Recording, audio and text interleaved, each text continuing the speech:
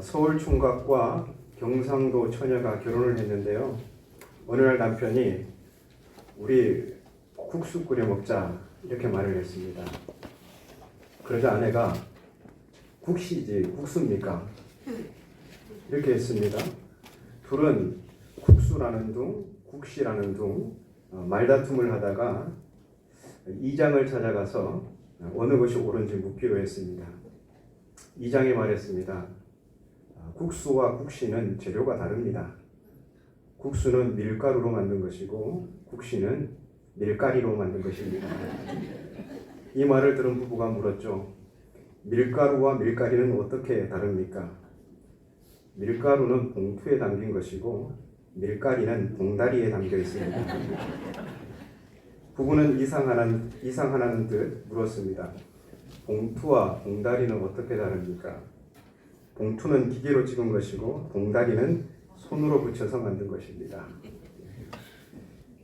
이장이 말하는 이 지혜는 무엇입니까? 그게 그거다는 겁니다. 지역 방언의 차이가 다를 뿐이지 본질은 결코 다를 수가 없죠. 본질이 그 문제가 생기는 것이 아닙니다.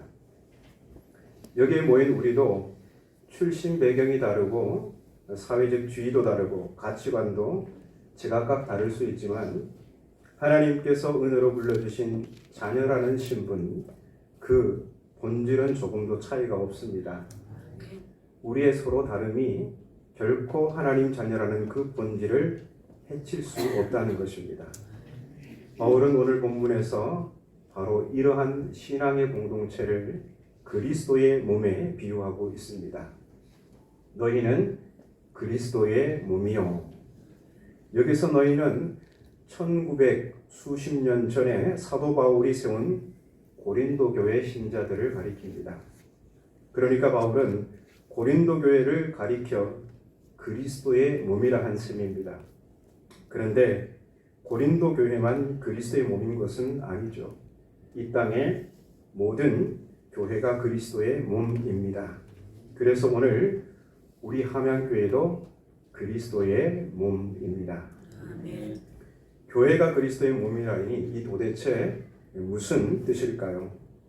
이는 그 옛날 예수께서 유대 땅에 사셨을 때 사람들이 예수님을 직접 눈으로 보고 또 그분의 말씀을 직접 듣고 또 그분의 심장을 직접 느낀 것처럼 오늘 우리 이웃들이 예수님을 보고 듣고 느끼도록 이 땅에 세워진 것이 교회라는 것입니다.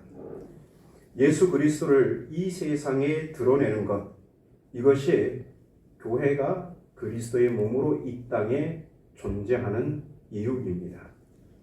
그러므로 교회의 목적은 교회 자체에 있지 않고 눈에 보이지 않는 예수 그리스도를 이 세상에 드러내는 데 있습니다. 사람 수가 많지 않아도 건물이 신통치 않아도 교인들 가운데 번듯한 인물이 없어도 교역자들이 유명하지 못해도 그 교회에 들어오면 그 교인들과 사귀게 되면 어쩐지 예수님이 그 가운데 살아 계신 듯한 느낌이 드는 교회, 이런 교회야말로 그리스도의 몸인 참 교회입니다.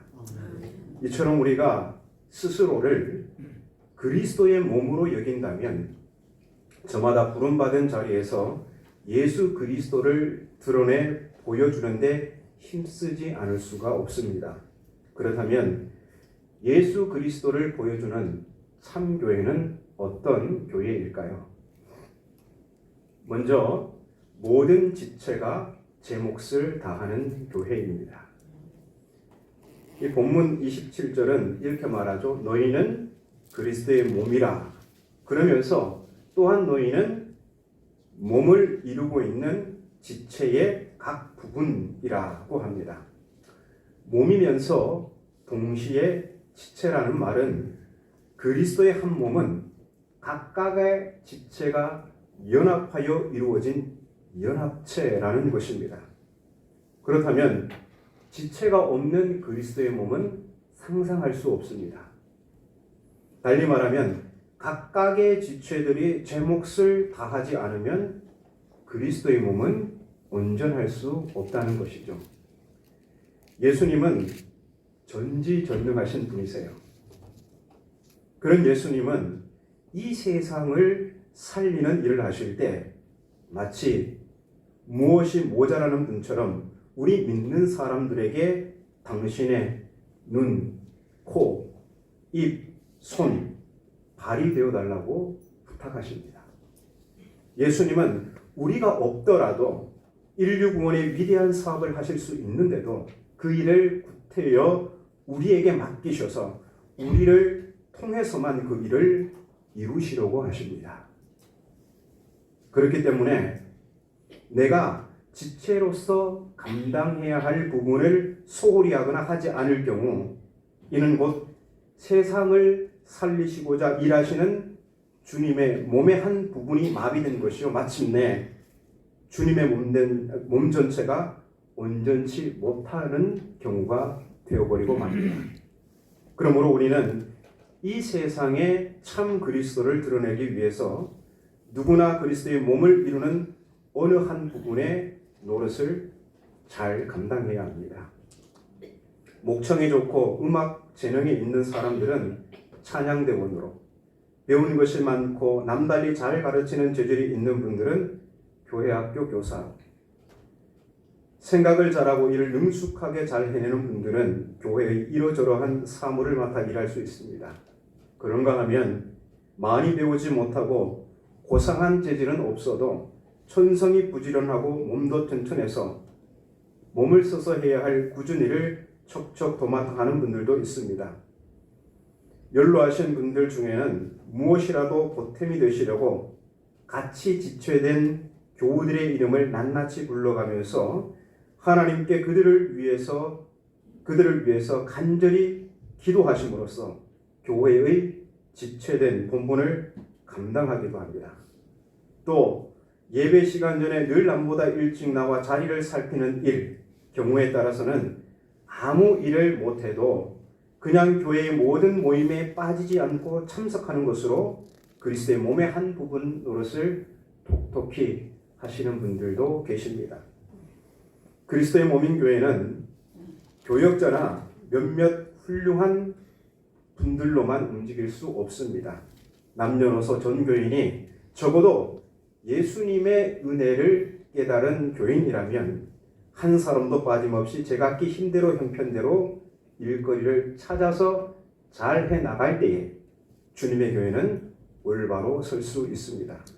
그리고 그런 교회라야 이 땅에 예수 그리스도를 보여주는 참교회라 할 수 있습니다.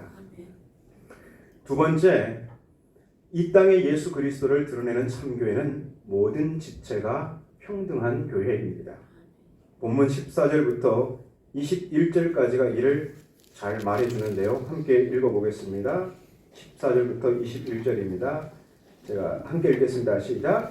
몸은 한 지체뿐만 아니요 여럿이니 만일 말이 이르되 나는 손이 아니니 몸에 붙지 아니하였다 할지라도 이로써 몸에 붙지 아니한 것이 아니요 또 귀가 이르되 나는 눈이 아니니 몸에 붙지 아니하였다 할지라도 이로써 몸에 붙지 아니한 것이 아니니 만일 온 몸이 눈이면 듣는 곳은 어디며 온 몸이 듣는 곳이면 냄새 맡는 곳은 어디냐. 그러나 이제 하나님이 그 원하시는 대로 지체를 각각 몸에 주셨으니 만일 다 한 지체뿐이면 몸은 어디냐. 이제 지체는 많으나 몸은 하나라. 눈이 손들어 내가 너를 쓸데없다 하거나 또한 머리가 발들어 내가 너를 쓸데없다 하지 못하리라. 아멘. 발이라고 해서 손보다 천하지 않습니다. 귀라고 해서 눈보다 못하지 않습니다. 눈이 스스로를 높이 보아서 손을 깔보거나 머리가 발을 깔볼 수 없습니다. 손, 귀, 눈, 발, 머리 모두 하나님이 그 뜻하신 바가 있어서 몸에 두셨기에 마찬가지로 귀합니다. 오늘 큰 마음 먹고 제가 저의 신체 비밀을 하나 말씀드리겠습니다. 저는 그 기성복 와이셔츠를 입지 못합니다. 그래서 그 와이셔츠를 더 이렇게 맞춰서 입는데요. 이유는 목 굵기가 110입니다. 그리고 팔 길이가 95입니다. 몸통이 100 사이즈를 입습니다. 목에 맞추면 팔이 무진장 길어지고 몸도 오버사이즈가 됩니다. 팔 길이에 맞추면 목은 맨 위 이 단추를 잠글 수가 이만큼 벌어집니다. 몸도 맞지 않죠. 그리고 몸에 맞추면 역시 목이 작고 팔도 길어집니다. 하나님께서 참 난감한 몸을 주셨는데요. 그래도 저는 제 몸의 지체들을 차별하지 않고 모두 동등하게, 평등하게, 소중하게 생각합니다. 팔이 짧아서요, 이 높은 선반에 놓인 이 물건을 이렇게 내리려고 할 때는요, 제 발가락에 힘을 잔뜩 주고 뒤꿈치를 탁 들어 올리면요, 간신히 그 물건을 잡아서 내릴 수 있습니다. 그때 손이 누구한테 감사할까요? 발에게 감사하죠. 또 앉았다가 일어설 때 내 손이 없고 팔이 없으면 어떻게 될까요? 일어서려고 할 때 되게 힘들겠죠. 제가 바닥을 짚거나 무릎을 짚어서 탁 들어 올리면 이 팔이 아주 제 기능을 해서 다리가 번쩍 힘을 얻고 일어서게 됩니다. 그때는 누가 누구에게 감사합니까? 발이 손에게 감사합니다. 이와 같이 제 몸의 지체들은 서로 유기적으로 연결되어 서로 영향을 주고받습니다. 한 지체가 문제가 있으면 다른 지체들이 더 힘을 쓰고 다 나을 때까지 수고를 마지 않습니다. 이런 지체들의 연합과 도움이 있기에 온전한 한 몸으로 살아갈 수 있습니다. 교회 공동체도 마찬가지죠. 교회는 지체들이 유기적으로 서로 영향을 주고받는 연합체입니다. 그러므로 우리 각자가 그리스도의 몸의 지초들로서 그분을 드러내기 위해 하는 일이라면 교역자로 일하든 찬양대원으로 일하든 교회학교 교사로 일하든 예배 안내위원으로 일하든 교회 청소를 하든 무거운 물건을 나르든 주방에서 음식을 준비하든 아무런 차이가 없습니다. 중요한 것은 저마다 그리스도를 위해 그리스도의 몸을 이루는 한 부분으로서 일한다는 사실 그 자체에 있습니다. 우리는 제각기 주님이 맡겨주신 대로 그리스도의 일을 할 뿐입니다. 내가 하는 일이 아니라고 해서 그 일이 내가 하는 일보다 못하다 할 수 없습니다. 그뿐 아니라 손은 발이 없으면 불완전하고 발은 손이 없으면 불완전하듯이 우리 지체된 그리스도인들도 제 혼자는 온전할 수 없습니다. 제가 아무리 날고 기도 제 혼자 하면요, 제가 쓰러져 그냥 죽습니다. 한 주만 그렇게 저 혼자 몰아붙여도 저는 견딜 수가 없습니다.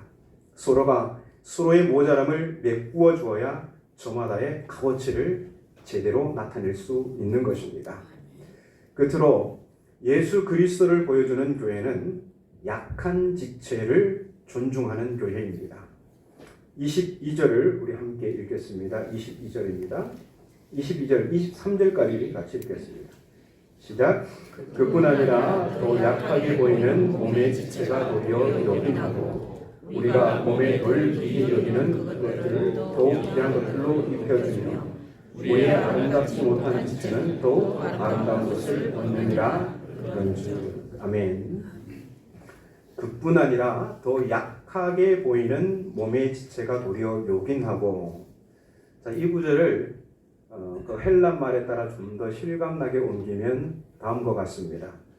우리 몸 가운데 다른 부분보다 힘 없어 보이는 부분, 못나 보이는 부분이 사실에 있어서는 꼭 있어야 할 부분이고 바로 그 부분이 없이는 우리 몸이 유지될 수 없을 만큼 그토록 중요한 부분입니다. 무슨 뜻일까요?